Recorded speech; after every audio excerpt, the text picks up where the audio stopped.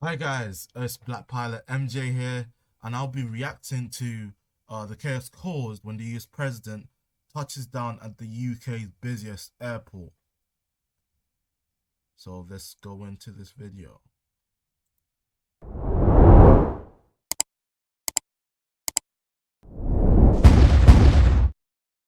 To the untrained eye, today looks like any other quiet summer Sunday at Britain's busiest airport.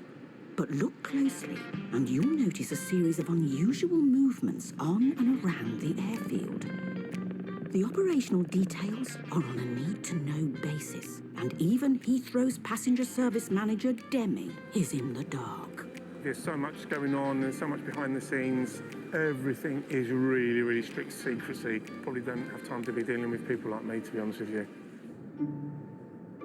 All the fuss is because the so-called leader of the free world has been invited to drop in for tea at Windsor Castle. And as it's a stone's throw from the airport, today, US President Biden is going to be parking up at Heathrow rather than Stansted.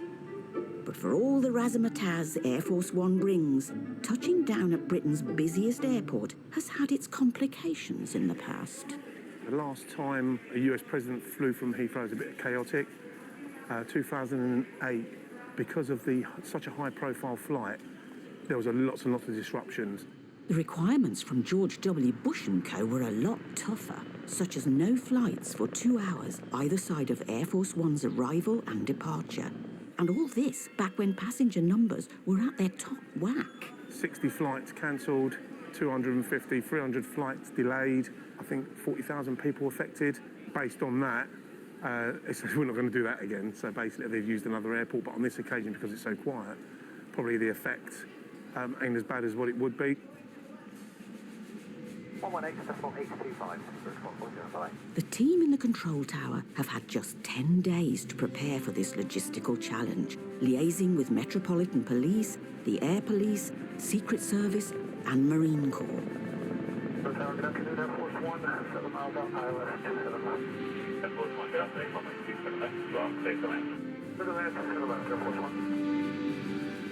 By allocating runway 27 left to the president, they've been able to bring his fleet of choppers, support jet, and finally Air Force One safely and securely down.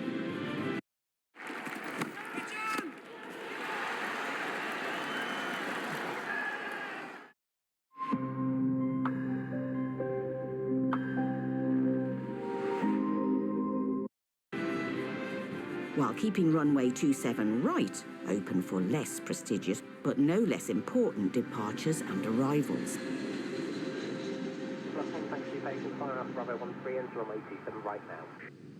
With the nearest Uber 8 minutes away, the prospect of tailbacks on the M4 and no time to lose, Biden opts for the presidential chopper, Marine One, to drop him off at Windsor Castle, which is a bit of a disappointment for passenger experience manager Taz. If the president was here, like, listen, are you hungry? If he's hungry, I'll take him down to Wetherspoons to get a pineapple pizza. See if he's a big fan of that. If he's not, then I'm like, we can't be mates. Sorry, mate. Like Taz, Americans love their pizza. In fact, there's just under 78,000 restaurants across the USA serving up their mealtime staple. Which is perhaps one reason why Brits, pre-COVID, chose the USA as the most popular place to holiday outside of Europe, with 6 airlines flying almost 5 million visitors a year to around 30 destinations. Where are you going to? Going to Florida. Florida? Florida. I can't understand. Florida. Florida? Florida. Yeah. Oh. Until November, its doors are still closed to sunseekers, so the vast majority flying out are returning Americans. Where did you get this mask from? America. It's like a tata? Good.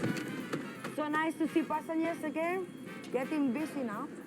And this morning, a number of them are marching towards Estefania in Terminal 2 security. Hola. Are you ex-Marine? You're never an ex-Marine, ma'am. You're always a Marine. All I right. was in Vietnam. Do you think you won in Vietnam? Yeah, well, we lost Yeah. that one, but the good guys won. How's that? I think it's better if you take your shirt. Shirt off. Yes, please, sir. It's the perfect chance for her to learn a little more about our cousins from across the pond. How are you today, sir? I'm okay. Yeah? Going home. Oh my God, I can see that you support Trump. Definitely. Wow, that's interesting. He was the only legal president. I don't care what anybody says. Wow. And I think we will see Joe Biden and Kamala Harris removed from office, and he will be appointed the...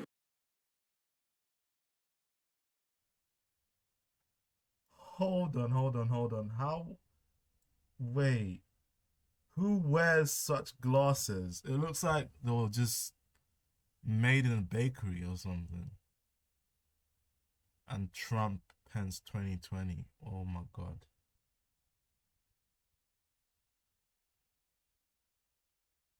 In the comment section, if you would wear such glasses, let me know. That's crazy. It feels like toothpicks stuck together. But yeah. Big ups to whatever he's saying, I guess.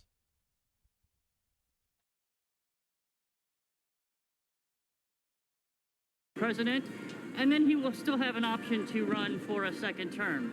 Corruption is coming out left and right. That's interesting, you know, because you will find lots of friends and lots of enemies as well, no?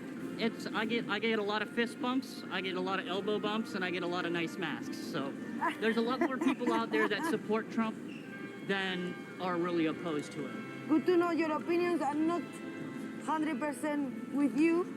Right. But it's always good to listen to different opinions, Definitely. you know? If you haven't guessed, I'm an open book. I don't hide my feelings or anything from anybody at any point. Laying out your politics here is purely optional, unlike the contents of your hand luggage, which will be trawled through at a moment's notice. Oh, what is that? Wow. What is silver this, sir? bullion. Silver bars. They're beautiful, aren't they? That's the one. Beautiful one, Britannia. Smart. Wow. British currency has been linked to silver for over 1,200 years, when a pound meant 1 pound in weight of silver, and the Royal Mint still sell high-purity silver bars for around £27 an ounce. Wow. Yeah, it's pretty. That's really, really interesting, sir. I never saw this. Yeah. This one and that was given to me by my father. And that's a Churchill. This was minted to commemorate the life of Churchill following his death, and was the first ever UK coin to feature someone who wasn't in the royal family. These days you can pick it up for about £3. You know, my father fought in World War II in a Scottish infantry, in a Scottish regiment. So it meant a lot to him. And he gave it to his young son in the early 1960s. So I still carry it with me. And so how much is this is silver? About $200. Would be around, we'll call it 200 pounds. So there might be about 1,000 pounds there. And why you traveling with this? Because I'm in the mining industry. I'm in mining. It's something that you don't want to check in luggage because... Wow. If you get lost? Yeah, it does. And there was some coin, some silver that's ornamental, and there was one a couple of years ago that was in the shape of bullets. And I was stopped in U.S. Customs, and I laughed at them. I said, what, do you think I'm there to fight werewolves? And it didn't work out. They didn't laugh too much, but... This passenger may get held up every time he passes through security, but at least he gets to show off his collection once in a while. Very nice, sir. Every cloud, eh? Thank you very much for your time. Thank you. Bye. Bye. Cat food.